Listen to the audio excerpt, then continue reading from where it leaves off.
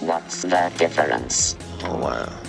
You are a hard man to reach. Could not find you in Seattle, and no terminal is in operation at your classified address. In the 1980s, as computers made their way into our homes and into our lives, the movie War Games had everyone worried about a cyber-started nuclear war.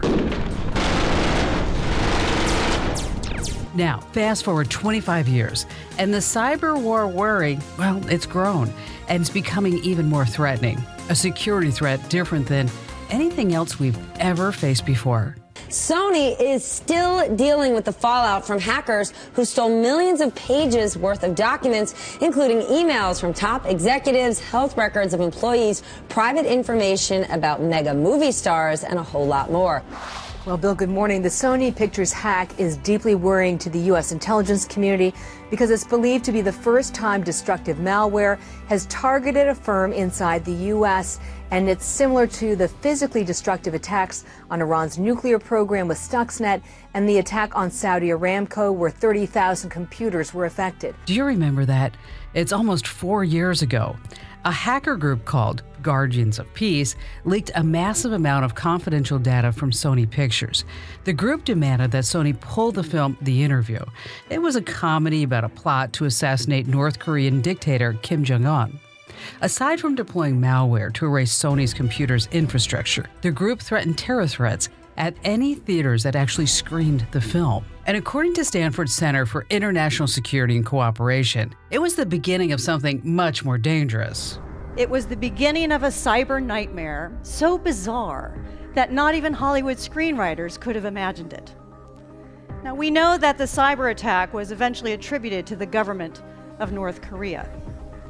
It was one of the most damaging cyber attacks in American history, and it was perpetrated by one of the most isolated and poorest countries on earth.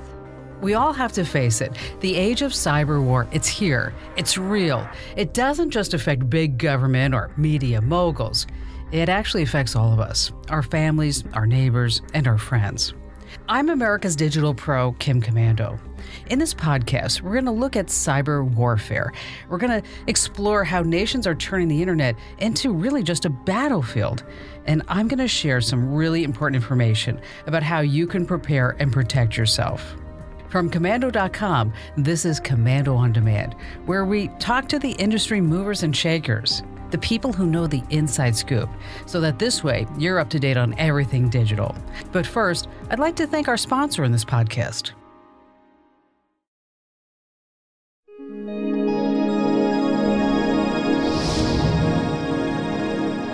Okay, imagine this scenario. You wake up in the middle of the night next December.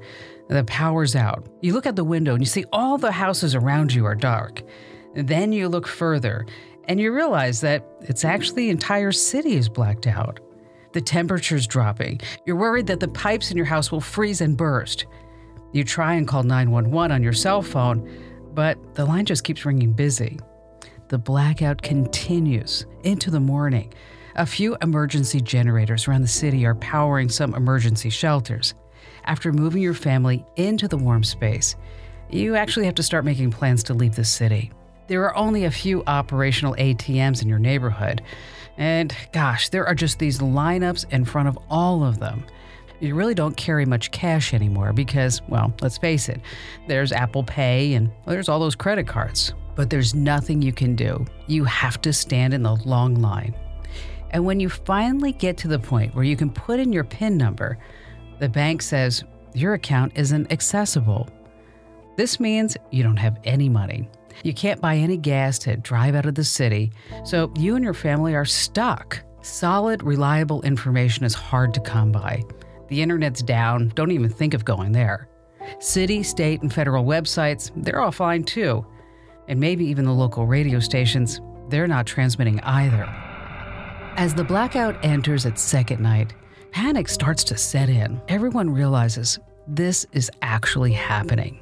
Unbeknownst to you, the blackout was actually the result of a state-sponsored hack of the local power grid. It took dozens of substations offline.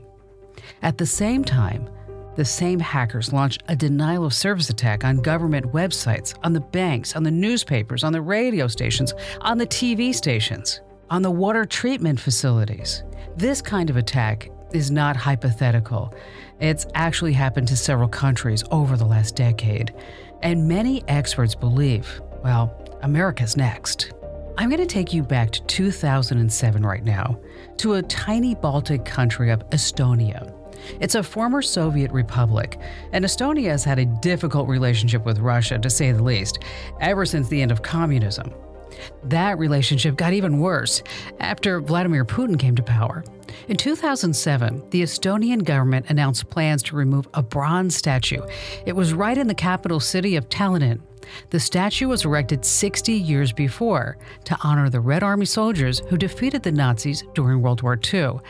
But for many Estonians, the bronze statue was a symbol of occupation. They didn't want it anymore. You see, the Red Army remained in Tallinn for 45 years after the end of the war. But the plan to remove the statue outraged Russian nationalists.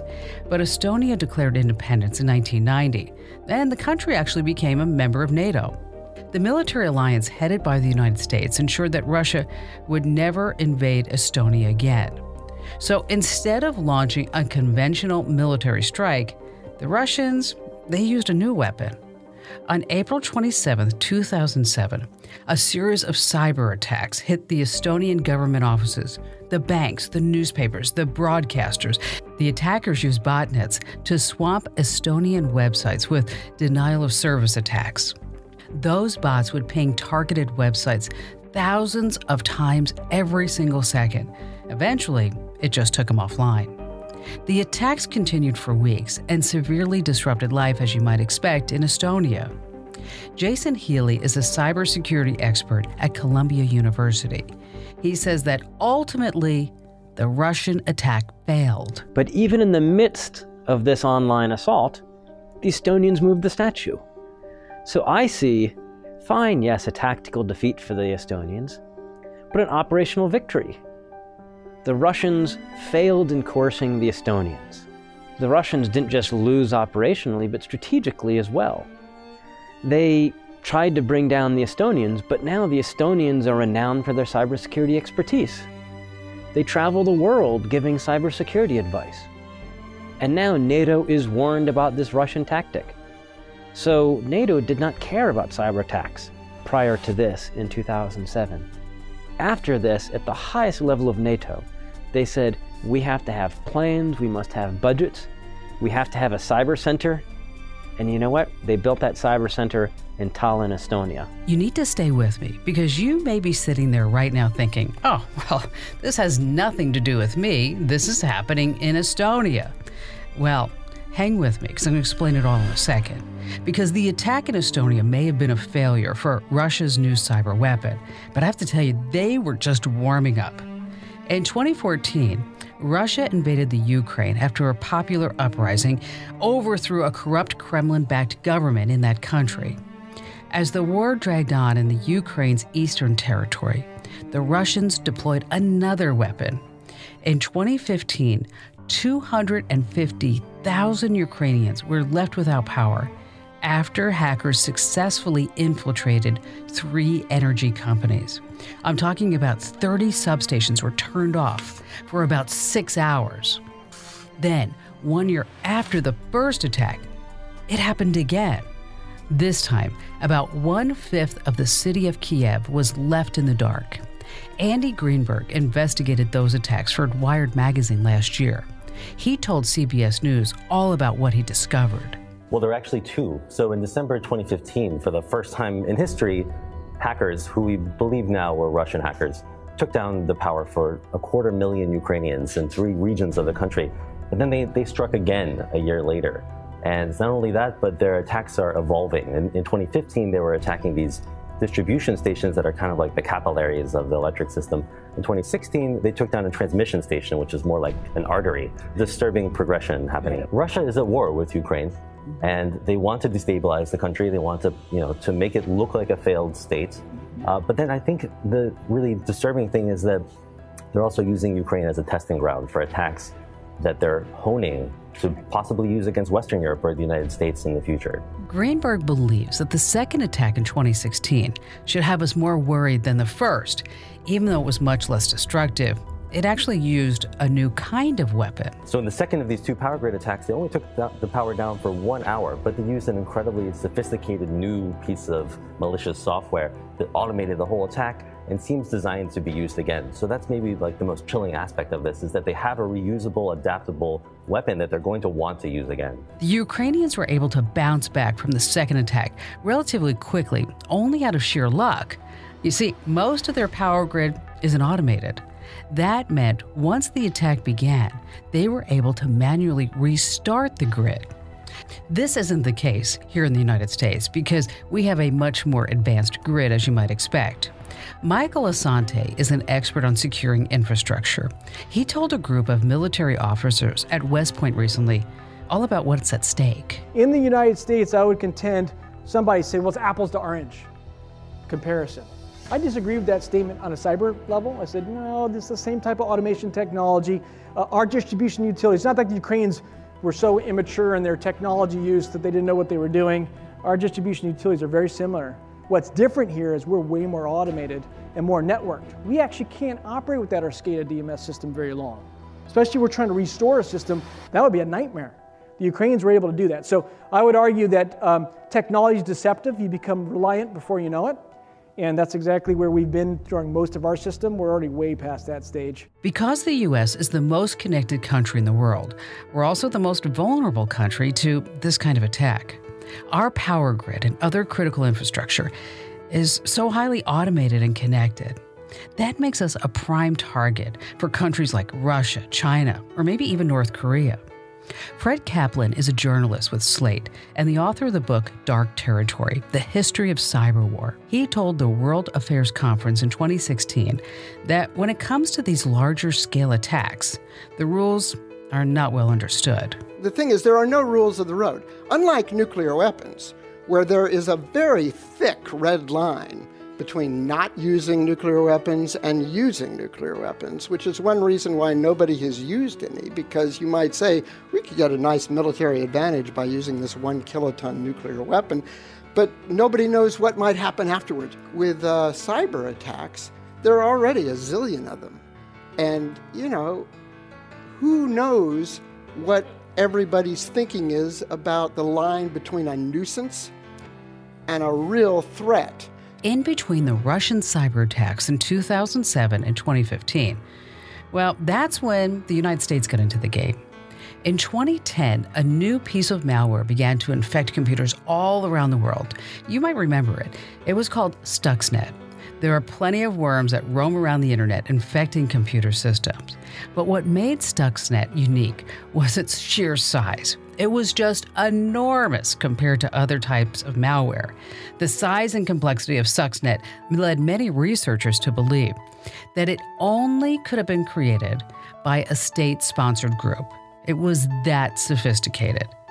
Then, as researchers dug deeper and deeper into the code, it actually revealed that Stuxnet was targeting a very specific kind of machinery, exactly the kind of machinery that is used in centrifuges for the enrichment of uranium. Carrie Nachenberg is the vice president of the global cybersecurity company Symantec, and they investigated Stuxnet. Warfare, cyber warfare against physical infrastructure is absolutely feasible. Okay? Whoever did this showed that it can be done again. And by the way, there are far simpler attacks than attacking a nuclear enrichment facility. You can attack hydro and power, which are, by the way, not well secured. I guess it's a wake-up call. And the problem is it's very difficult to protect against this because the reality is that Stuxnet bypassed everything we had. Now remember, this is malware. Stuxnet appeared to speed up and slow down the centrifuges in such a way that they would just explode. Exactly the kind of explosion that had occurred months earlier at an Iranian nuclear facility. Okay, New York Times reporter David Sanger was able to confirm through leaks at the Pentagon that Stuxnet was actually the joint creation of the United States and Israeli governments. Their target was the Iranian nuclear program, and it worked. The Iranian program was set back years. Many believe it directly led to mullahs agreeing to enter into negotiations to disarm. Stuxnet was a huge success. But Sanger believes that the U.S., we may have let the genie out of the bottle. It gives states a way to influence other states without going to war. I mean, people use the phrase cyber war, but the ways we've seen it used most recently have been attacks that walk right up to the level that would lead to a military response, but not quite get there. So we believe it was the Russians who shut down the power system in Ukraine in December. The Iranians attacked Saudi Aramco. The North Koreans attacked Sony. Each of those were designed to be just short of something that would result in a bomber showing up over your capital or missiles flying in. The problem with the use of cyber weapons by democratic countries is that we haven't had much of a debate about them. Few Americans know of their existence, and even fewer fully understand the implications of us using them. Sanger says the government needs to have this frank and open discussion with the public because, after all, we're entering this new age of cyber war. It's very hard to design a deterrent to this kind of thing if you are not willing to talk about what your capability is. So the United States has spent billions of dollars, built U.S. Cyber Command, which runs alongside the National Security Agency, and yet because the United States has never acknowledged Stuxnet, Olympic Games was the code name for it, or any other cyber operations they've done, they can't get into a discussion about how you deter other countries from attacking us. Sanger has his unlikely ally in his call for a more open discussion about cyber war. It's the former head of the CIA and NSA, a guy by the name of Michael Hayden. Hayden believes that the government has overclassified information about cyber weapons.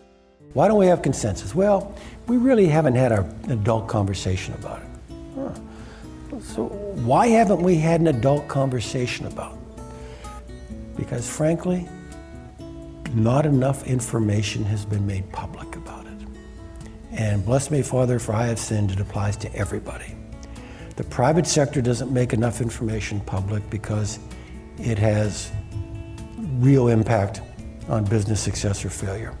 And the government doesn't make enough information public about it because it overclassifies this stuff. I understand the need for secrecy, all right? But if we're gonna get to consensus, then we gotta share some data.